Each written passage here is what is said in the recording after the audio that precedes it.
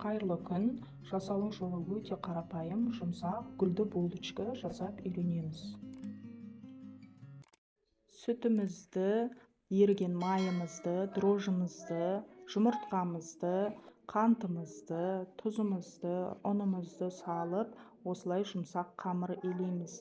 Илеген қамырымыздың бетін жауып, 1,5 сағатқа жылы жерге қалдырамыз. Ашығасын бір қайтара илеп, әрқайсысын 90 граммнан бөліп аламыз. Бөліп алғасын бетін қайтадан 15 минутқа жауып қоямыз. Көтерілгесін булочка жасауға кірісеміз. Мен қақпақтың көмегімен осындай гүлді форма жасадым.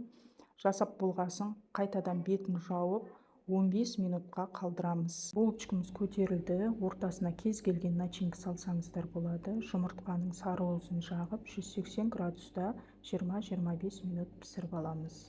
Ас болсын.